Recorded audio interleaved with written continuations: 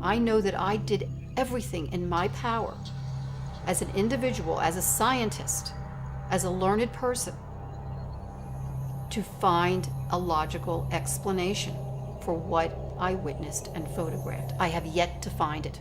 If anything, it has opened up a whole new world to me that I never knew existed. It's time we get this out in the open. Address it, accept it, and study it. When there's a documentary that shows that there's a whole bunch of us that have managed to suspend our disbelief long enough to listen to each other and to inquire and to share, that it really brings the sharing closer. And more people will come forward and share. And pretty soon it'll be a groundswell. The whole purpose is to educate people, educate young people, because there'll come a time where they're going to have to deal with this, and it shouldn't be through fear. I'm excited that children might have the chance to really examine data themselves, to not be convinced by the opinions of people before them, positively or negatively, but to really have data that they can start making their own decision. We have to learn it at all generational levels, and bringing the children up to understand these phenomena is vital.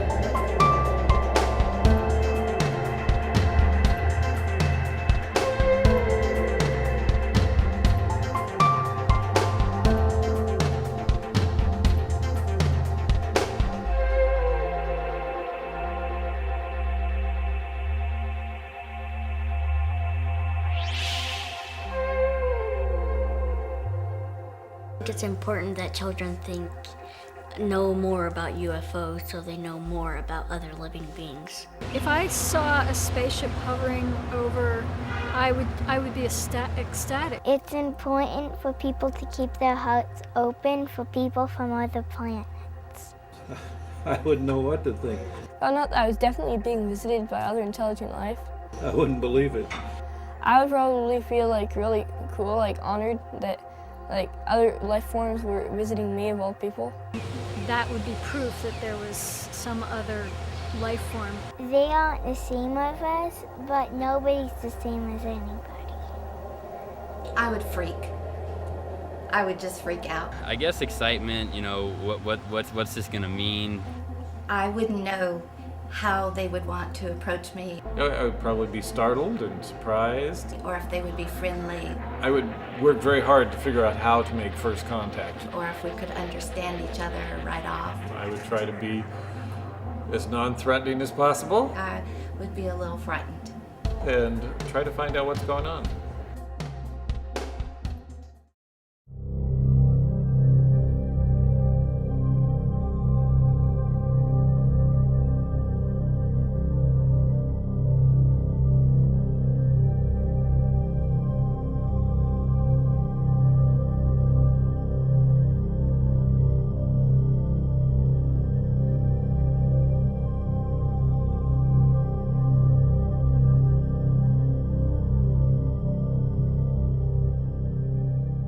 In 1995, both my husband and I witnessed 3 amber orbs in a triangle formation, one on top and 2 closely aligned underneath, very close to our home, about 100 yards from our home, hovering above a private desert area. It was startling and it was amazing. at the same time. There was nothing there but blackness and these 3 amber orbs. And something told me to take everything in, the size, the shape, the color, the distance. They were about 3 to 6 feet each, depending on how close or far away they were. They were definitely oval shape.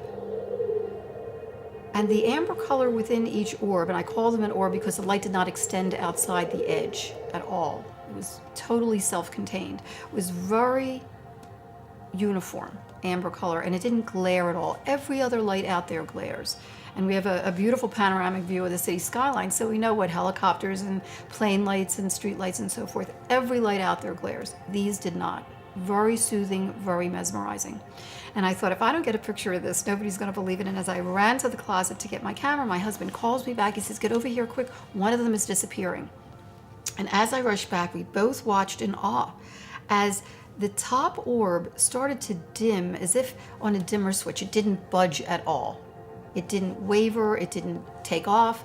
It just dimmed as if it was on a dimmer switch, as if once it disappeared, it was still there, but we didn't see it anymore. I got onto the balcony, shot a quick picture of the 2 bottom orbs, and immediately noticed an eerie silence, as if time had stopped.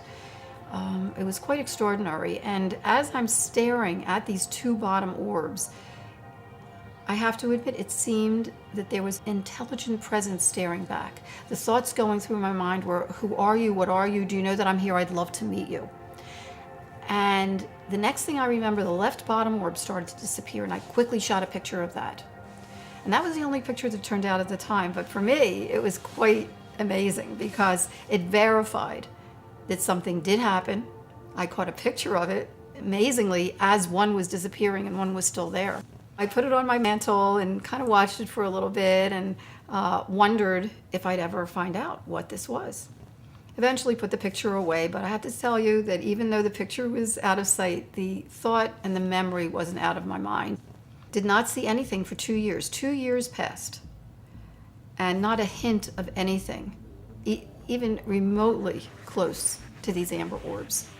January 22nd, 1997, I noticed 3 amber orbs now at a distance far west on the horizon. And I'm thinking, wait a minute, even though they're in a line formation, they were amber, they were in a formation, they were hovering for minutes, strangely similar to the 95 incident.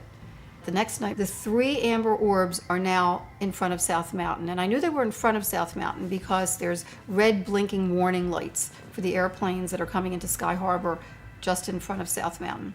And this was definitely lower and in front of South Mountain.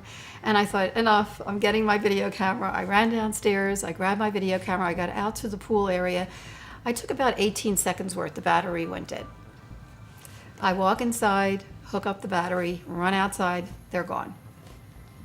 Now this was about 8 o'clock. About a half hour later, my husband comes up the drive and I gingerly walk outside and I said, honey, remember I told you about the amber orbs far west last night? Well, about a half hour ago, they were right in front of South Mountain. As I'm pointing, like this, they reappear in the same spot. And I thought, I have to get a picture of this. And I ran upstairs, I grabbed my 35 millimeter, get out onto the balcony. As I'm ready to shoot the 3 bottom orbs, suddenly 6 amber orbs in a row, totally equidistant from each other, massive span across, pop up above the 3. And I started clicking away. I happened to get 6 pictures in a row. As the 3 bottom orbs were disappearing, I caught this top formation, which, by the way, in retrospect, was in the same location and the same formation as 2 months later on March 13th, 1997, during the mass sighting. And I ran in to call the Arizona Republic because I wanted to get somebody out there to tell me what it was. And I get an operator on the phone, and I said, quick, you got to get somebody out there. There's some strange lights in front of South Mountain. Please get somebody out there, take a picture of it, whatever, but tell me what it is. As I finished my sentence, they're gone. By the next morning, I figured there must be a logical explanation, and I called the Arizona City desk again and asked if anybody had called the night before to report strange lights in front of South Mountain. The operator got off. She got right back on. She said, nope, nobody called. Well, I know I called. So I said, well, we did see something that was strange. Who can I call to find out what they might be? And she said, well, Luke Air Force Base sometimes sends out experimental maneuvers and they don't tell the public about them.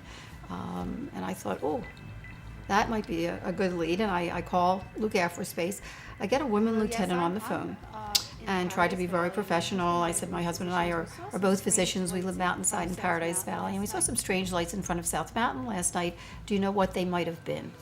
And from the get-go, she had an attitude, and she said, well, they didn't come into Luke Air Force Base, and they didn't come out from here, so we had nothing to do with them. I said, well, be that as it may, we did see them. We both saw them, and I did get some on video. Somebody has to know what they were. They were really, really strange. She said, well, you mentioned it was in front of South Mountain. Maybe somebody saw something at the airport, which is in front of South Mountain. And I thought, oh, that's a great idea. So now it was a mission. I had to find out what this was. I got the FAA on the phone. I told him the same thing. And he said, actually, there were 3 at 8 o'clock. They looked on radar. They didn't show up on radar. The 3 disappeared. At 8:30, the 6 popped up. The air traffic controllers at Sky Harbor Airport saw the same lights, but did not see them on radar. And they've seen flares before. In fact, from their vantage point at the tower, they wouldn't be able to see over the angle of the mountains and see over into the Barry Goldwater Range. After he picked up binoculars to look, it was that unusual. They were 6 points of light that seemed to be attached to something, but they couldn't see what it was attached to. Slowly moving in synchrony, as he put it, in tandem behind South Mountain. So I said, well, where were they? And there was silence. And finally he says, beats me.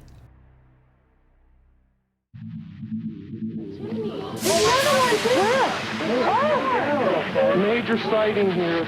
On the 13th of March, weird happenings in the skies over Phoenix. And no one seems to be able to explain what it was. Suddenly 6 amber orbs in a row, totally equidistant from each other. There are another 10,000 Arizonans who saw the same thing. Many investigators call it the largest sighting ever. The availability of witnesses was extraordinary. The data speaks for itself. Plus, I have photographs that cannot be explained or denied. Thousands of people saw more than stars in the night sky. The mystery remains unsolved and controversial. Last night, shortly after 8 p.m., hundreds, maybe thousands of Arizonans reported seeing a triangular-shaped object with 3 distinct lights. People say they saw strange lights all over the state. There was nothing there but blackness and these 3 amber orbs. The people who saw the lights will say the lights were orange, they were bright, and they were big, and they were like nothing they've ever seen before. And there's been no official explanation. This didn't look like anything I'd ever seen in my life. Eyewitnesses who saw it say it's like nothing they've ever seen before. On March 13th of 1997, I had left law enforcement and I pursued private investigations work. And I happened to be at 27th Avenue Van Buren doing some paperwork. I just would look up every now and then, and I was writing my report, and I just looked up and something kind of caught my eye, because it seemed just to kind of be floating and just a constant speed, but nothing that I could associate with. I went outside, it must have been around 10-ish, and I'm looking off towards the north, and kind of coming in directly at me are these 3 enormous lights, and they are moving incredibly slow. And this really piqued my curiosity. That evening, the hospice volunteers and I were out on the patio discussing our patients and discussing the work that we were doing with hospice. And we were so engaged in conversation and looking at each other in the eye that all of a sudden, when somebody in our group said, "Oh my gosh, what is that up above?" we all looked up at the same time and saw this amazing, huge, dark, silent object that appeared to just be right over our heads. It was awesome. I mean, we were telling ourselves not to blink. It was very close to the ground. It was just like floating over the housetops. Pilots tell me when they make the left turn to go towards the Salt River to the north that the altitude is less than 3,000 feet. The object I saw and my wife saw went under this plane. The first thing that struck me is that they were just in a V-shaped formation. Well, it's at night, and guys wouldn't have been flying in a V-shaped formation, in a VIC. We'd call it a VIC. So they would be in a VIC, and then all of a sudden I realized, wow, I don't see any navigation lights or anti-collision lights. So now I'm looking at 5 lights passing overhead silently at a very slow rate. And it also occurred to me that they were flying too slow to stay in the air if it was an aircraft. Many of the witnesses to the March 13th event described a V formation of 5 lights with 2 lights trailing. In fact, there were a couple of witnesses that described the 2 lights docking and undocking onto the array of 5 lights. Now here we have in Dr. Kitai's photographs a full 2 months before the Phoenix sighting, we have 5 lights in a V formation and 2 trailing lights. So obviously this object was around for a long time before then, just something made it decide that it was going to fly over the entire state on the night of March 13th. We could not see the whole object from front to back, from side to side. It was so big. I would gauge this object to be several football fields. I mean, like a mile, maybe more than a mile, maybe even 2 miles. It was huge. And it just kept going over our heads and going and going and going. And it seemed like we could actually just reach up and touch it. It was so low. I like to use the old peace sign, stretch it out. But it was something like this. And as it passed, all we could really see was the left wing of the craft as it passed in front of us. That was how low it was as it passed. And as it started to pass in front of us, I put my hand up to where the nose of the craft was, and I took my other arm out to where the end of the wing was, and it was well over 30 inches. And I said to my wife at the time, I said, that's a mile long. The lights did not move relative to each other. Had they been in a formation of separate aircraft, there would have been a slight relative movement, I would have perceived, and they stayed pretty much just locked in position. So I'm pretty sure it was a single aircraft, wider than any other aircraft flying today. It was quite obvious to me this was not a conventional aircraft. As the craft flew overhead, the lights resembled can lights like you see in the ceiling, so fairly defined as circles in this V-shaped formation, but no harsh glare to them. What struck me was the sheer size of these lights. It was an orangish amber light, and it was so rich and lustrous, it's almost as if the objects seemed to be comprised of the light itself, which is strange. But imagine if you could, that light would have material property, the physical property. It was almost as if the orb was crafted out of light. They are absolutely perfect in every aspect of every geometrical aspect that could be observed. They were perfectly, uniformly round. They were perfectly, uniformly equidistant. Video doesn't do it justice. In real life, they're huge. They're amber. There's no flaring. They're like a ball. On the video, they flicker, they're white, they're much smaller. But nonetheless, the formations themselves are compelling. When it got directly over my head, and I mean, I'm talking dead center here, I was right underneath this thing. And I look up. It was like there was no filament in this thing. They appear to be in a canister. There was light swimming around in this shape or form. They didn't glare. They did not emit like a beam, like a floodlight, like landing aircraft land. There seemed to be some depth to them. I noticed it was a triangle shaped, 3 huge lights, and they weren't beaming down like landing lights. They were just big balls of light, but very pretty. They blocked out the stars as they moved. You could not see objects beyond them as they would pass in front of them. In between these lights, though, it did seem somewhat denser. It seemed darker, like there was a shape or form going on there that was holding these things together. It was like looking through water. And if you've ever seen that little wavy motion and so forth, that's what that's like. What absolutely struck me as being eerie beyond belief, the immense size of this thing would have to be controlled by something that had a pretty strong engine just to sustain flight. There was not a buzz, there was not a hum, there was not a jet engine, there was not a prop engine, there was not a jet prop engine, there was absolutely no sound at all. Just three beautiful lights coming towards us.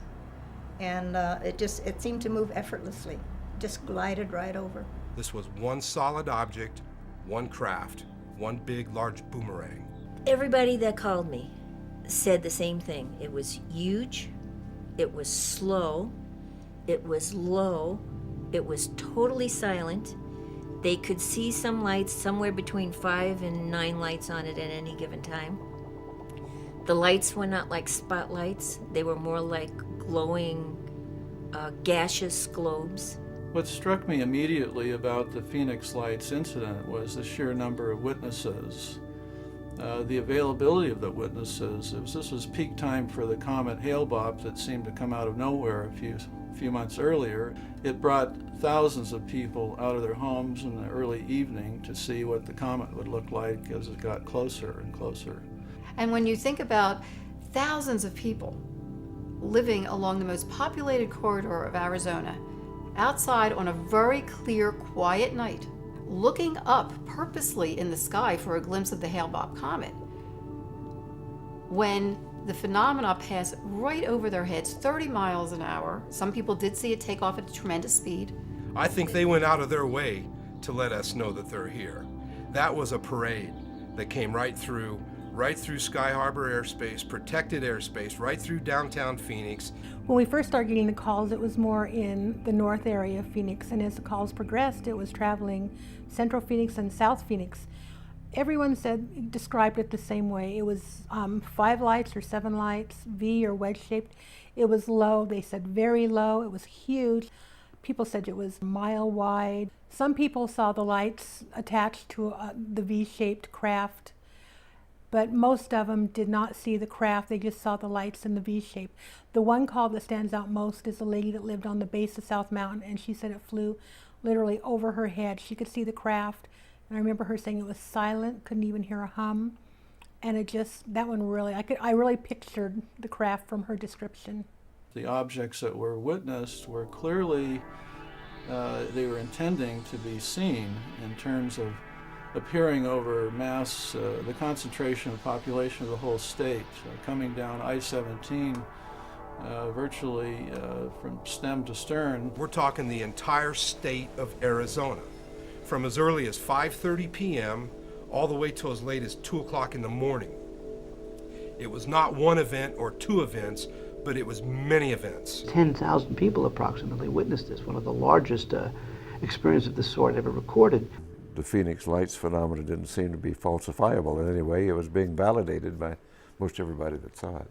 We had hundreds of calls. They were all saying the same thing. You could tell they weren't on drugs or drunk. They weren't kooks. They were legitimate people calling. We just couldn't believe it. Nothing like this has ever happened. I worked there 24 years.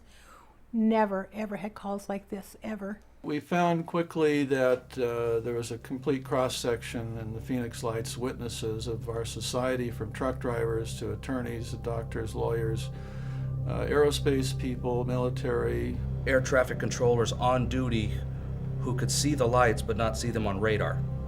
We all were swamped with the strange lights in the sky calls. There were about 15 of us, and they all said about the same. We just said the same thing. We didn't know what to say. I mean, it never happened before. And, we aren't trained in asking UFO questions, so we just tried to reassure them that, we're doing what we can, which the officers are aware of it. I said, all right, the police helicopters are up, so we're doing what we can do. Just from what you read in the press accounts, I think they profoundly affected a lot of people.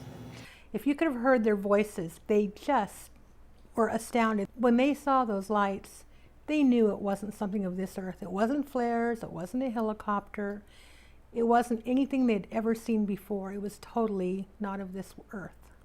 My emotion was that of just kind of wonderment and trying to figure out, what am I looking at? What am I seeing here? I wasn't frightened. I was just in awe of it because it was so abnormal. I don't remember anyone being frightened. They were just amazed and excited and like, unbelievable, what's going on? They just wanted to know what is going on. What is that? Do you know? Usually when you call the police, you get answers, and we didn't have answers for them because we didn't know either. None of us was apprehensive about what we were seeing. This was the very interesting part looking back on it, and I especially was very, very intrigued and excited with the idea that this is something miraculous that's happening right now. This was a planned event. It was not accidental. It was very well orchestrated, to say the least, even an elegant production, if you will. I was looking at the newspaper to see if there was any information on the strange lights in the sky. I found a very small article where it quoted a Phoenix police spokesperson who said the 911 center only got a few calls on the matter.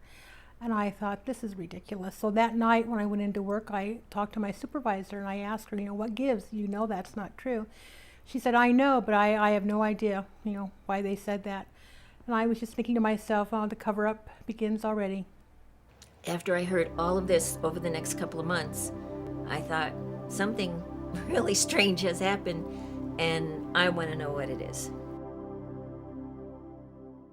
It was Jim De La Tosa that suggested to a producer that was interviewing us for the Phoenix Lights that if they wanted to try to get a public official to make a statement, they should just go down to City Hall and see if they could corner someone. Well, they happened to catch Frances Barwood when she was on her way into a city council meeting. As I was going into the meeting, I was stopped by a reporter, and she had with her a TV cameraman and a microphone man. And they started asking me about these lights that went over Phoenix. And I thought something had just happened, and I said, when did this happen? And she said, well, it was actually March 13th. And she said, we asked the city what it was, if they could find out, and the answer from the mayor's office was, we don't have UFOs over Phoenix. And I thought that was a pretty strange thing, being that nobody had said it was a UFO. They just wanted to find out what it was. So I went into the meeting, and came my turn. And I said there were these reporters, a reporter outside, and had asked some questions about these lights that went over Phoenix last March 13th, and could we find out what it was?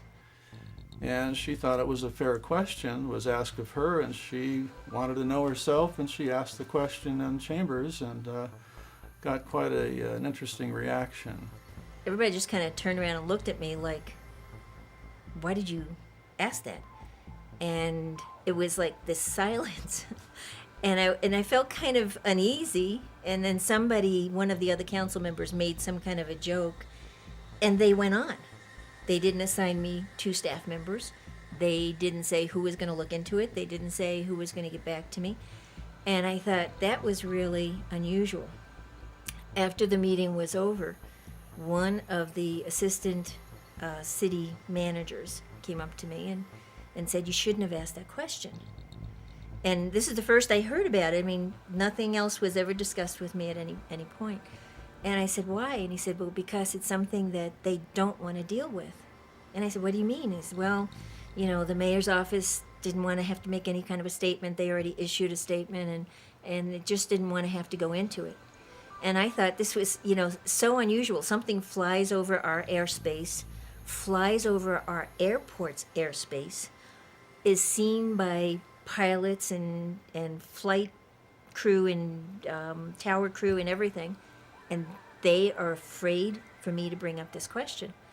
When this all started, the reason that I asked the question about this incident that happened on March 13th, 1997, which has come to be known as the Phoenix Lights, was because I thought, this is a public safety issue, and we need to know whatever it was in case it comes back, in case, it happens again, or in case there's a danger to the people or buildings or whatever, because we have antennas that are high. And I couldn't understand the negative reaction that I got for asking this, when I thought that was, to me, a perfectly innocent question. Well, as she was pilloried in the press and made fun of, the positive effect, however, was that hundreds of people came out of the woodwork and made phone calls to her office and her home. My answer machine at work totally filled up. Since they couldn't get any more calls into my office, they started calling other council members' office, leaving messages for me. They called the mayor's office leaving messages for me. We estimate we got several thousand phone calls. We decided to call back every single one of them. Over the next couple of months, I personally talked to over 700 people. Everybody but one, everybody but one told the exact same story. And the one was the one that they publicized, which was a kid who said he saw they were airplanes. Well, you know, when you have like 700 to 1 saying this was not airplanes, I had active military, retired military, police officers, firemen, Little League coaches that were out that night with the whole Little League saw it, the parents saw it, people jogging, people shopping. That was really an important single event in opening up the case for us was Frances Barwood, and I give her a lot of credit for her courage, especially holding forth and holding up through all the criticism that she got. I believe she was very courageous, and it's going to take more people like her and like Dr. Lynn, the author of The Phoenix Lights, coming out and lending credibility and lending their name to a phenomenon that I believe is very real and needs to be studied. Wrote a letter to Senator McCain. Senator McCain sent his letter to the National Archives. In his letter, he didn't say I was a councilwoman. He said he had a citizen who wanted to know what happened on March 13th, 1997. And the letter, the whole tone of the letter was like kind of sarcastic. And I found out that when you send something to the National Archives, they don't answer, they file it. The ultimate, shall we say, insult was the governor of the state of Arizona, Fife Symington, finally calling a news conference saying that he has finally got the answer to the Phoenix Lights, and he introduces some staff member dressed up as a space alien. Give me a break. If we continue to treat this particular issue that way, we are doing a disservice to our children, generations and generations down the road. Right after his press conference, I started getting so many phone calls. People saying, I can't believe what he did, and, you know, this is serious. And it was very upsetting to a lot of people. And people got very angry because here is the top elected official of the state making fun of what I estimate to be close to probably 10,000 people saw this. Pay attention to what went on here. Pay attention in particular to the witnesses, the citizens, because the government's not going to provide the answers. Don't lean on the government. Don't point the finger. Don't go to court. Don't waste your time, because they're just doing what they're supposed to be doing. They're trying to preserve the national security. That's their job. It's important that they maintain secrets for our defense, because there's a lot of strife in the world still, a lot of crazy people. We're, of course, in the age of terrorism. So let's not point the fingers at the government. Let's open our arms and our minds and our hearts to the citizens who have extraordinary tales to tell. When they came out several months later, 5 months later, with the flare explanation, I immediately knew that that's not what we saw. That was just ridiculous. Flares go down, they don't float across the sky. Being in the military, I've launched those flares, and they were not flares. As flares fall, you know, up and down, they don't fall. Even in the wind, they don't maintain that altitude. Not one of my callers ever said that they were in a downward motion or flickering out. They were all the callers, they were traveling. Most of them just saw the lights, 5 to 7 lights. Some of the callers did see the actual V or wedge-shaped craft, and it was a craft, it was not flares. This is off of the video from Dr. Akitai, and we have the triangle formation again. You know, airplanes dropping flares would have a difficult time getting a perfect triangle time after time. The flares that the military claimed they dropped on the night of March 13th would be an illumination flare, which would provide light for people on the ground to see what the enemy might be doing. I do work with flare on a daily basis. They weren't flares. I knew they weren't conventional aircraft. Flares emit smoke, and the illumination from the flare would illuminate the smoke as well, so you would have a trail from the flare leading up. These lights up here represent aircraft flares. If you notice, they're not in any straight line. They vary in distance between each other. And if you look at the top, you can see the smoke. As the flare falls, it leaves a trail of smoke above it from the burning magnesium in the flare. Flares are moving relative to each other. They're moving at different speeds. The Phoenix lights are rock steady.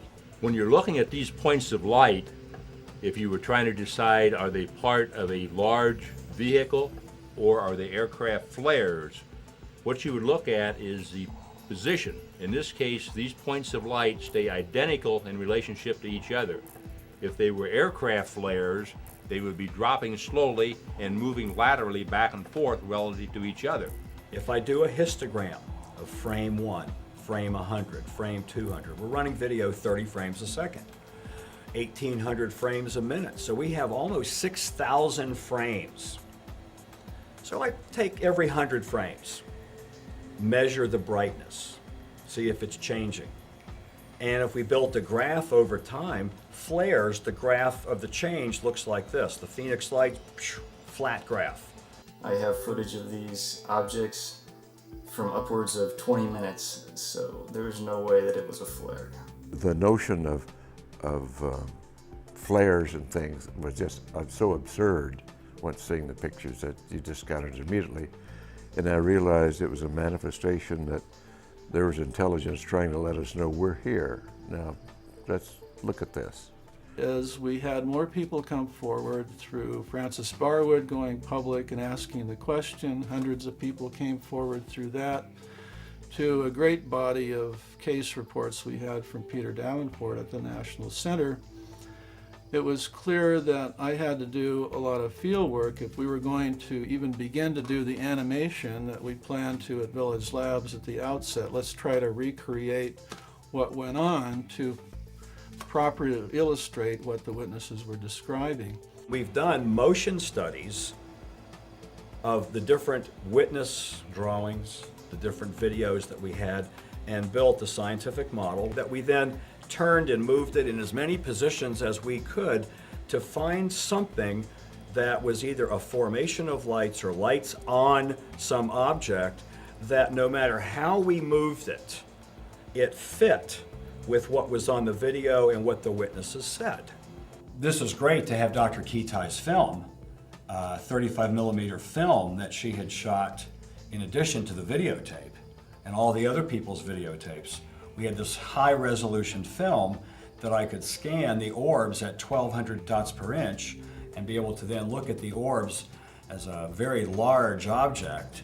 I can look at the very fine gradations that are out on the edge. I can look frame to frame to frame for changes, or that it's remaining the same.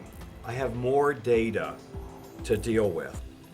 It is my belief that very valuable information comes out of studying the color content of the entire picture and of every single light.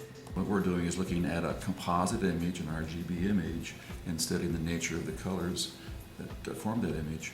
And they're not at all the same. You know, it's a real apples and oranges kind of thing. Yes.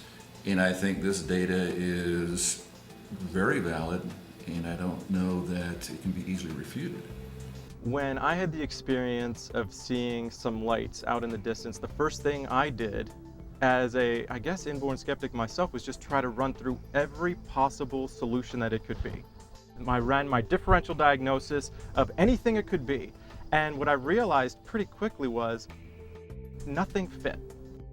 Nothing that I could possibly run through. It definitely wasn't flares. It wasn't airplanes. It wasn't streetlights. It wasn't something on the mountain. It wasn't anything that I could think of. And it also didn't make sense that they were saying it was helicopters flying in formation, because there was no sound. And even the most quiet helicopter still makes a sound. The key is here is everything we have makes noise. We don't have anything that's quiet. People will say, well, it was stealth. Well, stealth is radar evasive. It has nothing to do with what you hear. It's radar evasive, you know, not sound evasive. And the idea that we saw something that large and that low to the ground that was totally quiet still amazes me.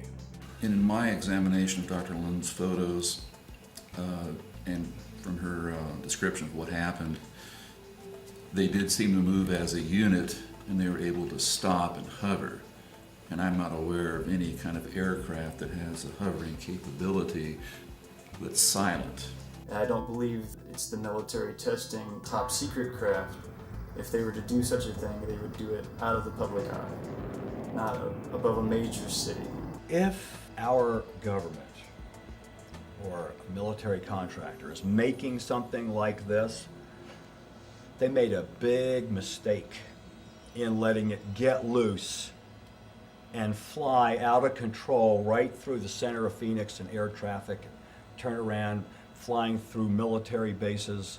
If this is some sort of secret aircraft by one or more military organizations, they shouldn't be going around having it displayed in Phoenix and having it displayed in Mexico and having it displayed in other parts of the world and then making believe that it's not present. If it's going to be visualized and it's going to be photographed, then people should stand up and own it. My initial supervisor, when I first arrived here at Luke, he was here in '97 when the incident occurred, and he remembers that 2 jets were scrambled from one of the squadrons on Luke. Now, as far as I know, nobody ever took a shot at it, except the camera. We had an insider's report, a ground crewman, who had to help one of the pilots from one of the pairs of jets that went out of his craft because he was so shaken up by it. One of the pilots stated that they have a visual on it, they've got gun camera film of it, they have no radar tape of it. It scared the hell out of them. Allegedly, a crewman from Luke Air Force Base called the UFO Reporting Center, Peter Davenport, about 3 a.m. that morning. Very detailed description of this mile-wide triangle craft traversing right over 7th Avenue and Indian School about that time as well. Nothing's ever been made public, to my knowledge, about instructions on how to respond to a sighting at the base. However, I know that the Firefighter's Guide to Disaster Control that is endorsed by FEMA, I believe it's chapter 13 or 14, is completely about UFO sightings and how to respond to a crash. So that kind of lends a little credence to the whole story. I try to dismiss and I try to find, like I said, I try to pick apart every story that, and when they came to the point of an unidentified flying object, that seemed to be the only one that I couldn't pick apart. We kept saying, what is that? What is that? And it wasn't until after the events happened and it disappeared to the south in the darkness that we went inside. We stayed outside for a couple seconds, then we went inside. And she sat on the couch, and I went to the bar, and I sit on a stool, and I took my glasses off, and we stared at each other for 5, 10, 15 minutes, who knows? And I got up, and I wanted to go back outside, and as I grabbed the door, I looked my wife right in the eye, and I said, we just saw our first UFO. And she looked at me back, and she goes, I know. It was just amazing. The credible, wonderful, detailed descriptions that witnesses shared. And you knew it was from their heart. You knew that they had seen something extraordinary. I like Occam's razor. The simplest explanation is probably the one that's true. It's an extraterrestrial spacecraft.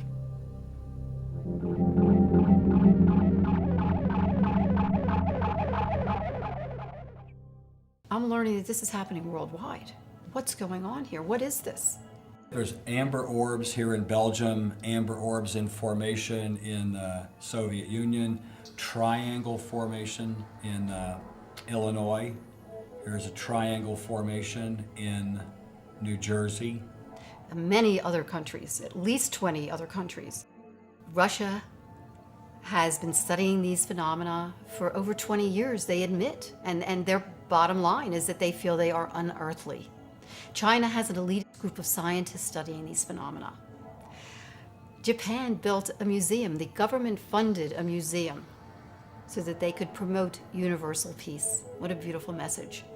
And just recently, Mexico, the Mexican Air Force has now come forward to say that they've had the sightings of these orbs around their aircraft, which, when you look at my pictures, are identical information and characteristics. When you test the Mexico orbs, blow them up big and look at them, They look just like the Phoenix Lights. Dr. Richard Haynes, a very noted PhD psychologist, has been studying pilot reactions to these orbs. In fact, he's also studied what they called Foo Fighters in World War II. The identical phenomena, these rigid orbs in formation, just like what my husband and I saw outside our bedroom window in 1995.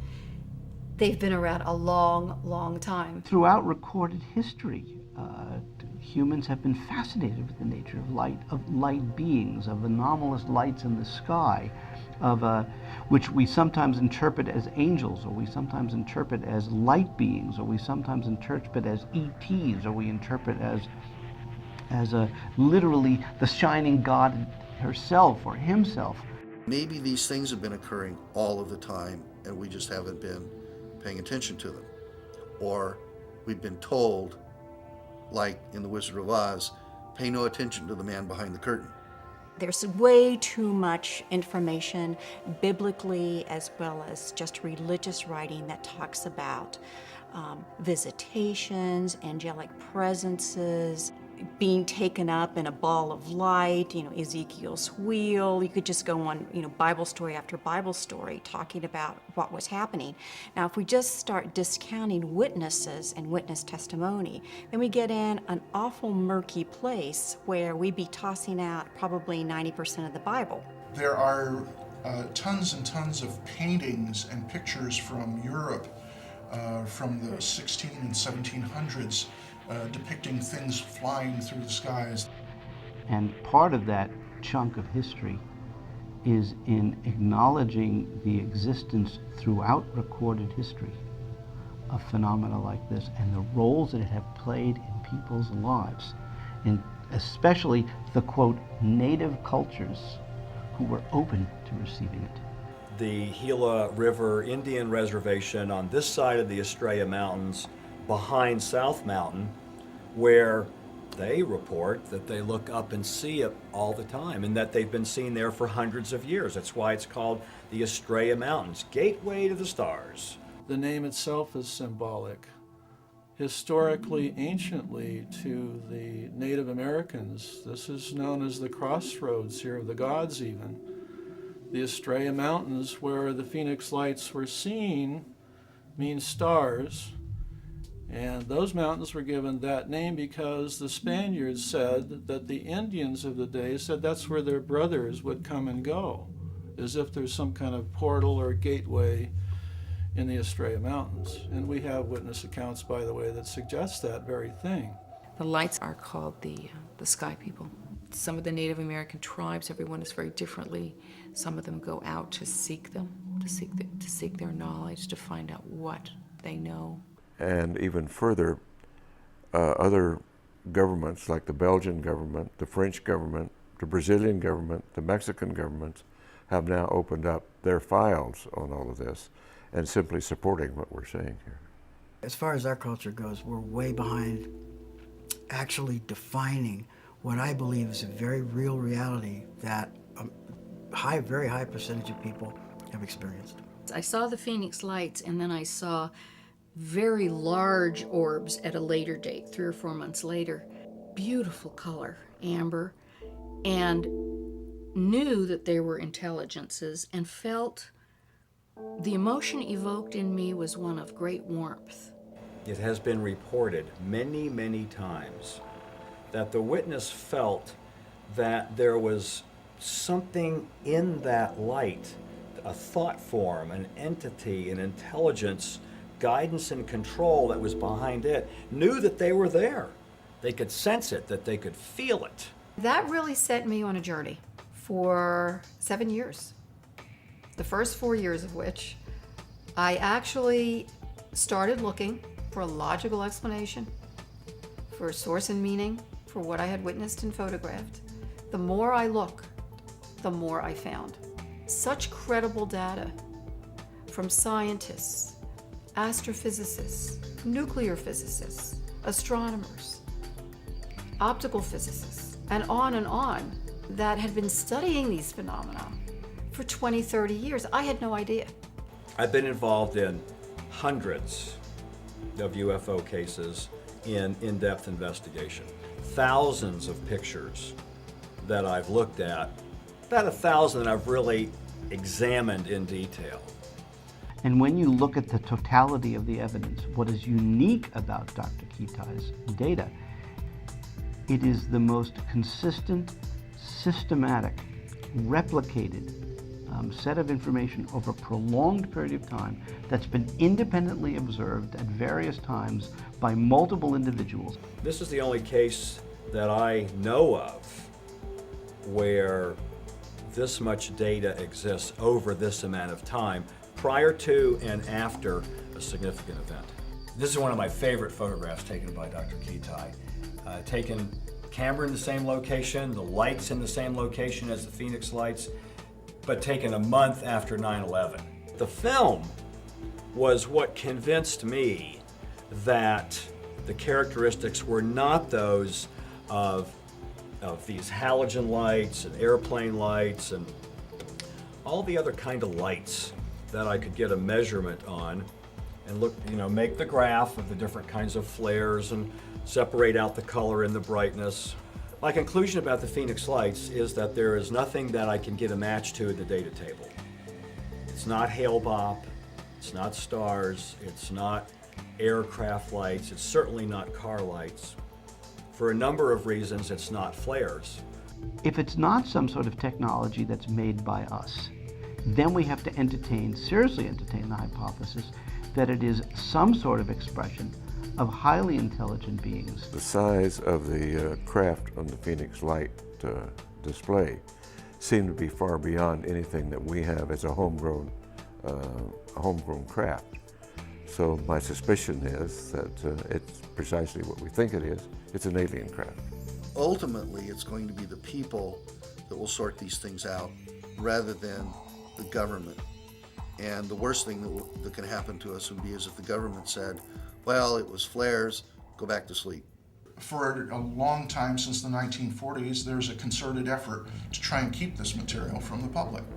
And one of the easiest ways to do that is to hide it in plain sight.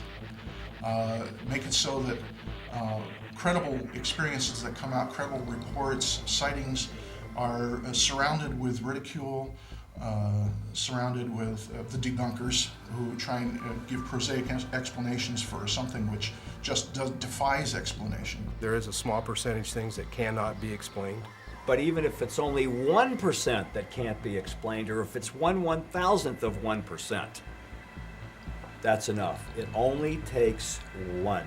The Phoenix lights are tremendously significant because they're another wake-up call for people who are skeptical or people who are secretly wondering what it's all about. And the Phoenix lights were so visible, seen by so many, and so publicly acknowledged, even in the media. If you can create a structured controversy, say, I'm going to let the flare story happen, knowing that a lot of people aren't going to believe it and some people are, but let's see how it goes. And then let's get on the phone and let's call up USA Today, CBS, ABC, NBC, MSNBC, and let it trickle down through the news management that we think this story should be covered. You get your people there. And it happened. It happened in a big way. It happened fast and turned a lot of heads, made worldwide news, and then it was denied. Why wouldn't all these news media people who are in a perfect position to investigate all this, why aren't they at the least bit curious? Why don't they want to know what it is? Look what happened in '52 when all those craft flew around the Capitol building and everybody went, 4,000 people saw them and looked up and went, oh my God, oh my God. Nothing happened. The word barely got out across the country. That's not true anymore. The Phoenix Lights is the first case, that's the first case where there was chat rooms about it. Microsoft Network Forums had a weekly chat room about the Phoenix Lights. It was the Phoenix Lights website I had gone to, and the first thing I thought was just like the color and the shape of the lights. It was just like, this is what I saw. That's the way that everything will go in the next wave for investigating UFO cases and talking about it. It's going to be the internet as the tool.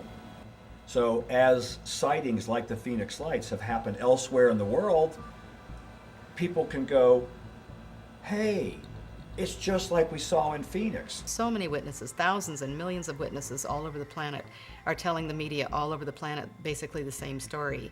Phoenix Lights had global impact because of the international news that happened about it, not dismissing it. Not only was it a very significant mass sighting, many investigators call it the largest sighting ever, lasting the longest amount of time, seen by the largest number of people. Grand scale. But at another level, global media. It was all over the news everywhere for a long time, months and months. And then every year, it gets on the media again because there's something significant about it. When I first joined the military, I put in for Luke for the simple fact that the occurrence of 97. I was hoping to maybe see something myself. When the orbs returned in January of '98, I was on the roof of our building at Village Labs, having been on alert. Dr. Lynn called. We had been alerted that the orbs had been showing up the nights before. So everyone, the Phoenix Lights Video Witnesses Club, if you will, were all ready with their cameras in their various positions around the valley. When I first stepped out on my balcony and saw the two amber orbs to the southwest, I dropped my soda on the balcony and ran in to grab my video camera. And I put the spotter scope right on it, I zeroed in it, and it stayed right on it. And what was extraordinary is that light went off and it came on again over a 20-minute period, and it did not move from that position because it stayed fixed in the scope. I have to tell you, I was really deeply impressed by the display that unfolded. As Jim came up to join me, we really were now together to witness a grand display of several orbs that were variously in a straight line, as if you could draw a ruler or lay a ruler end to end, lights going on and off in the same positions, and then ending up in a triangle as if to communicate a simple geometric based message. A lot of the times the orbs will line up in a straight line. They'll move into patterns, mostly geometric patterns.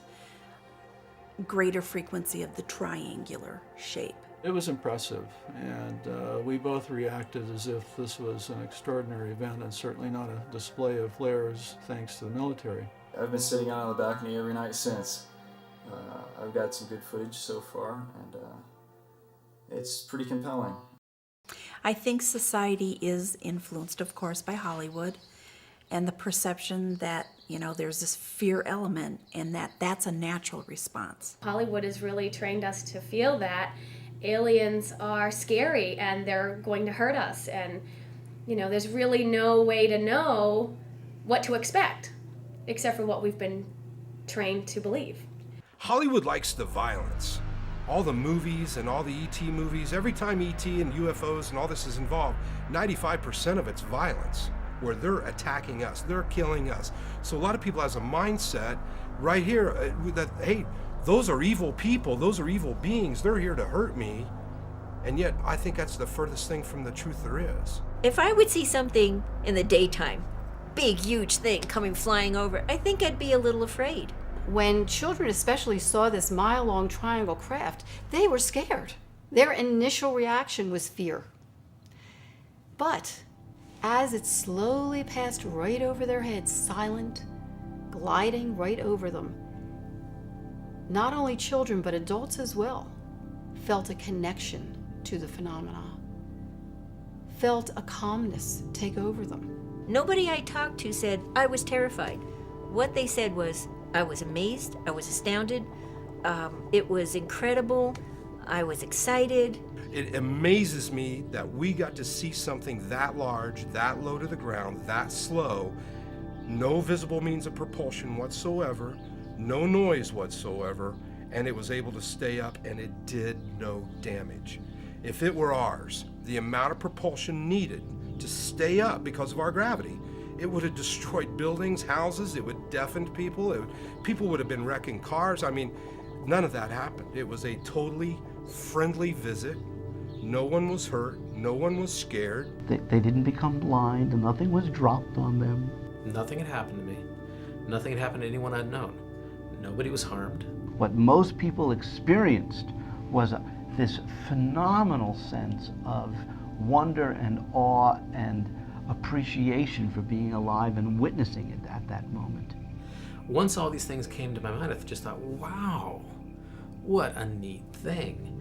And that actually helped open up my mind to the rest of my life with a sense of wonder.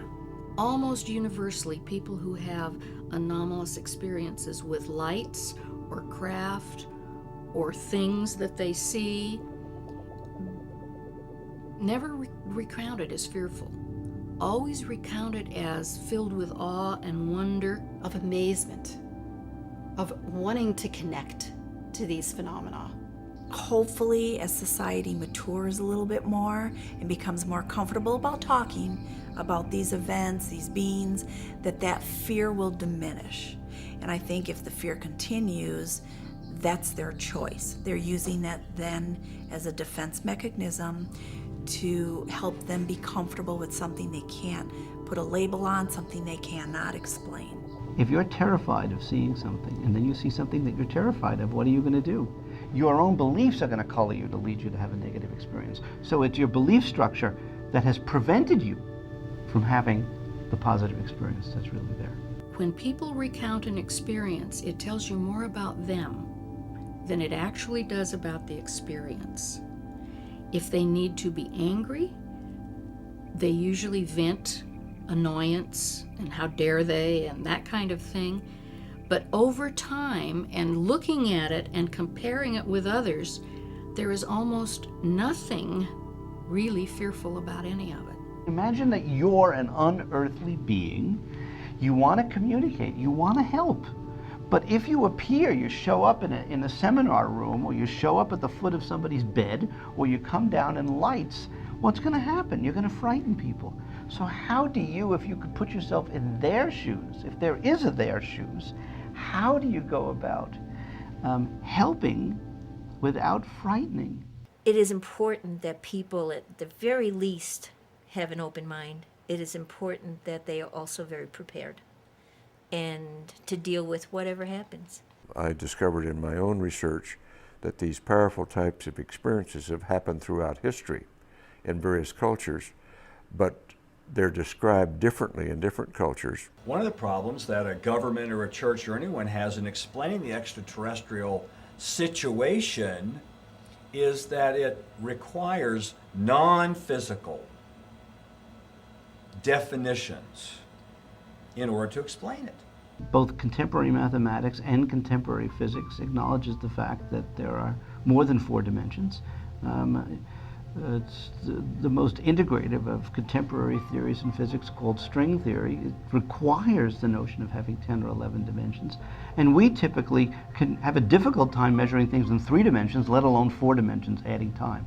So just adding one more dimension makes all kinds of possibilities. Time travel, interdimensional doorways and gateways and things, that the rules would hold true interdimensionally for folks everywhere. Saints, angels, avatars, ghosts, intergalactic travelers all follow the same rules of interdimensional place hopping. We coexist. I don't think it's a planet far, far, far away. You know, I don't think that at all. I think we coexist. This is dimensional. We share the same space. We just don't know it. It wasn't until the quantum physicists started saying, hey, there's lots of realities out there, that we got any kind of backing and credibility at all. My remembrance, as I think back in the 60s when there was a lot of interest in this topic, is that there were so many reports that it was possible to debunk as frauds and people that were just completely unreliable. There also were a set that were never explained. God forbid that you'd go to an astronomer or to an engineer who's going to say, I'm not even going to bother because we all know for a fact there's no such thing. These people either made a mistake or they're lying. We went through that whole phase, and that kind of drove the topic off the table in terms of the research community. Just because we may not have the technology yet to definitively define what these things are, it doesn't mean they're not real. We may just be looking on the AM dial for an FM frequency. As a scientist, I think anything that's not understood should be investigated. You know, that's just what science is all about. To follow the data and let the data speak. And if the data takes us in areas where it needs and requires us that we change our mind about what we have been taught, what we believe, then that's what we need to do. We used to think the earth was flat. We now accept that it's round. We used to think that the sun revolved around the earth. Now we know it's the opposite way, and we've accepted that fact. We used to think that objects were really solid. Now quantum physics tells us it's mostly, quote, empty space. It's organized energy. We can even accept that too. We have to get a different perspective on what's going on around us, and as a culture stop denying that people see, hear, and experience things that, granted, are out of the ordinary. There's going to be a time where they're not going to be able to hide it anymore. There's too much technology today. Too many people have video cameras and digital cameras and the internet to relay it all on. It's only a matter of time. There's healing here. I'm a physician, and I come to this whole forum not only now with knowledge that I've seen something personally, not only knowledge that I've sought out and found, credible knowledge, but also knowing there are many people that need to be healed, that need to know that they're not crazy, that it's not a mirage. I'm very relieved to be able to talk about it with someone who understands. Maybe I can get some answers. I'm credible, and I saw what I saw. And I'm not afraid to talk about it or to share it. I think it should be shared. One of the worst things people can do is keep it bottled up inside you. I think one of the best things you can do is to open up. There's nothing wrong with that.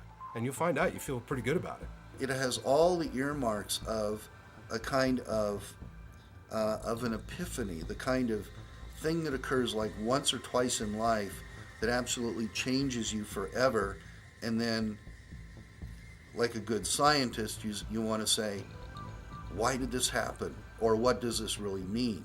I want to know the truth. I want to be there. I want to see it. I want to touch it.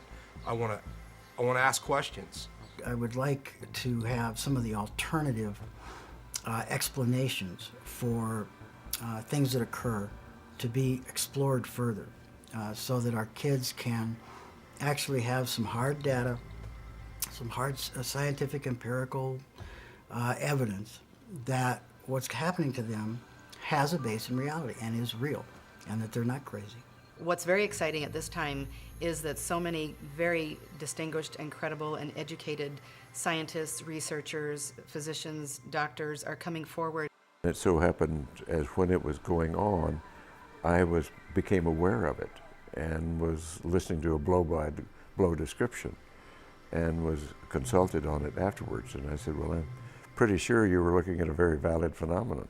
There's no question that there is a phenomenon, and for anyone to be still questioning whether there is a phenomena is deluding themselves. Read about it. There's certainly enough information out there if one wants to and chooses to. It is a choice. I would only tell the friends that that are trusted by me, and probably other people would make fun of me because unless they see it with their own eyes, some humans just don't believe things. Many people are not willing to look at something they've had no experience with. But the moment it touches them, they see something, their wife or spouse sees something, they at least start thinking about it. We're not the only ones here. In this big universe, there are a lot of other people. We just haven't met them yet. But of course, we're not alone in the universe, and there's too much out there for us to just be the only living beings in this universe. What astrophysics strongly implies is the probability that there's life other than us in the universe is highly, highly probable. There are so many stars and probably other planets out there that the scientists haven't even seen yet. It just seems incredible to me with over 200 billion stars in our own galaxy, and there are billions, if not trillions, of galaxies. How could we be alone? The Hubble telescope, just in the last 5 to 10 years, has changed the face of time and space and gravity as we know it. Our galaxy, our one Milky Way galaxy, and who knows how many trillions there might be out there, is 12 to 14 billion years old. Our solar system is a very young solar system. It's only 4 to 6 billion years old. There may actually be intelligent entities out there billions of years ahead of us. What if everyone woke up tomorrow and knew that extraterrestrials come here? For sure. Positive. Then what? Maybe we would have more reflection on how we are being as a people, as a nation, as a culture, as a planet. It would help us to wake up. It would help us to see that we're not the end-all be-all. So I think it would be a good thing. I feel that the event woke me up. That I got out of my daily routine of getting up, going to work, coming home, cooking dinner, eating dinner, watching TV, going to bed. You know, because you got kids, you got baseball, you got all this stuff going on. Life is such a routine. This woke us up that there's something greater out there, that there's more out there, and wake up, open up. Open up your heart, open up your mind, because it's real. What happens when these phenomena occur, these anomalistic phenomena occur, that people come awake, maybe for the first time in their lives, but the opportunity is there all of the time. Reality, as people sometimes say, is only what I can see, hear, touch, feel, and so on. But the things that we call paranormal are actually part of the same reality. We're just not tuned into it yet. Whether you believe in it or not, there's the potential that we can learn so much from what could be out there. We're an adolescent species at this point. Our consciousness is changing, our body's changing, our knowledge is changing. Wouldn't that be great if it did change? And that we all had an aha moment when we go, we're not alone in this universe, and we're not these little nations warring and feuding with each other and doing power trips with each other, that there's other planets and other universes and other intelligent beings who are looking down on us and going, oh my God, what are these people doing? I believe they are trying to communicate. We just haven't figured out how they're trying to communicate with us. We do have powers, and we need to learn to tap into those powers so that we can communicate with them, so that we can understand them, so that we can be a part of their reality and simultaneously allow them to be a part of our reality. Listening is very important, and we can even calm ourselves and quiet ourselves to not only listen to each other on this planet, but to listen to what the messages are that are coming from off planet. Until we do that, until we allow them into our reality, there is no communication. They can talk to us all they want to, but until we let them into who we are as a body, mind, and spirit, we just have a one-way communication. It's time for the communication and the education to go galactic. If there's one race of extraterrestrials visiting here, if there's just one, there's a lot of them. You think there would be only one race of extraterrestrials in the entire universe and us, and that's it? You have to accept sooner or later the fact that we're not alone. And once you accept that fact, then you're going to have to accept also the fact that there's many, many, many alien races out there, not just one. There could be hundreds. There could be thousands. Each with their own lifestyle, their own purposes, for their destiny and their own reasons for why they come to Earth and visit us. Is this possible that these lights are being very carefully and gently present as a potential guidance and warning system for us to wake up to what we're doing to our planet and ourselves before it's too late? I think they would be kind of concerned about what we're doing to our planet because we're polluting it, we're trashing it, and we're doing all other things to it, like doing wars so the land gets all messed up too. I believe that the condition that we're under as a global civilization, it's becoming apparent that the violence we're causing to our environment, to our non-sustainable, non-renewable resources is becoming obvious. The problem is it's not clear all the solutions that must be brought about in order to combat that. We have a real problem on our hands. But we caused it so we can turn it around if we have the will to do so. We should probably explore more about space and focus our technologies in other ways besides war. And when we gain the capability to discover another civilization, I would hope we would have the good sense just to observe and see what's going on. And I would hope that our visitors are probably doing just that. They come from all over the universe to come and check out this planet of these advanced beings that have free will, tremendous spiritual potential, intellectual capacity, evolving DNA happening at rapid levels, and they're rushing headlong to destruction. We're going to have to wake up. We're going to have to become knowledgeable. We're going to have to develop new science because we still don't know all the answers to the questions, who are we, how do we get here, and where are we going, and our relationship to the cosmos. We're having trouble with our relationship with each other. We still use violence to settle conflict. And if we're to have a sustainable civilization, those behaviors must go away. And they're not going to go away until we change and find peace within ourselves. If we destroy this planet, the consequences do not just reside with us. The consequences are very, very galactic. So they're very concerned that humanity does evolve. Those that are really awake to it and realize that we are not alone, also realize that we are spiritual beings with so much positive potential to do good and to help make this world a better world. I think we're spiritual beings riding around in a physical body, and for a long time we've had to pay a lot of attention to just getting through the physical, and I think the spiritual has suffered, but we are in a spiritual renaissance right now, and I think the Phoenix Lights are part of that. There are very few things that are bigger and more important to every human being on the planet than the topic of this documentary, of the implications of what the Phoenix Lights represents. It was clearly no accident that this demonstration and parade, this extraordinary single category, single class event of the Phoenix Lights occurred. Multiple purposes, multiple dimensions, multiple impact potential, and I think we're only beginning to see the tip of the iceberg of the effect of what took place back in March 13th of 1997 here. Years later, it still gives me goosebumps. So I'm into it. I can't help it. It's a part of my life.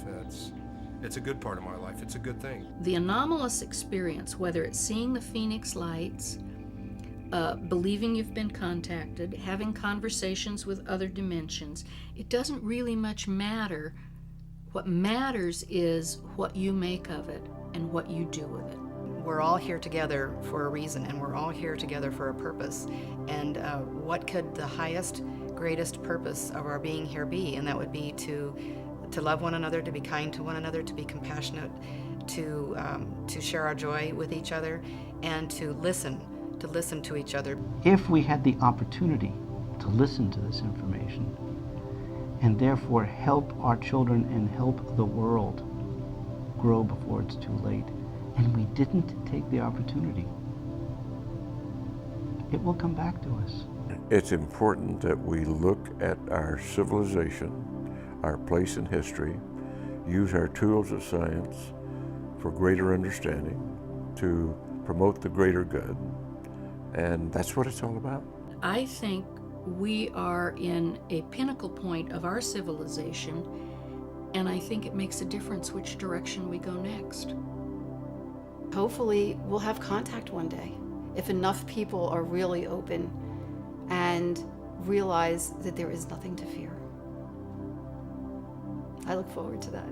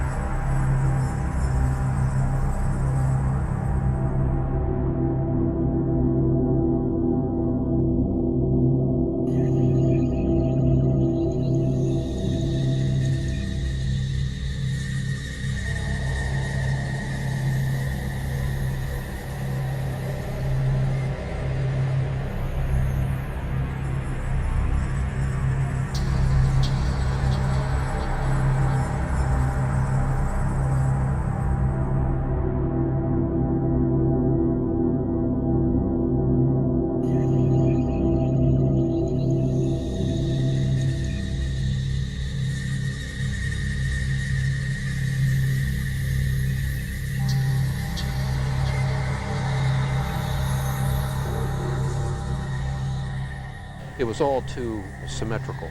You can't control flares that way. There's just no way they were flares. It was so technologically advanced that it was a thrilling feeling to see it. The lights were really brilliant, and it was just fascinating. I mean, it was enormous. It just felt otherworldly. You know, in your gut, you could just tell it was otherworldly. It has never been identified to this date, and I suspect that unless the Defense Department proves us otherwise, that it was probably some form of an alien spacecraft.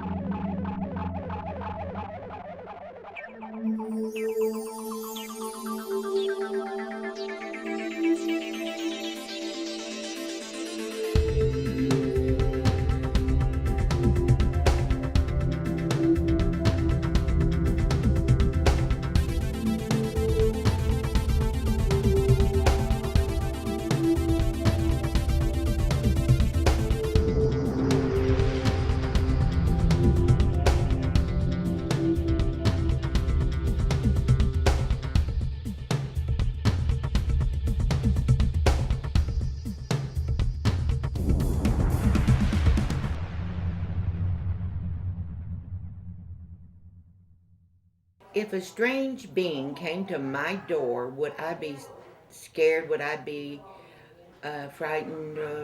Would I welcome it? I don't know. It depends on how ugly it is. If they would come to my door, I would say, well, come on in, let's talk. Let me find out more about you. That would be great. Oh my, such fun.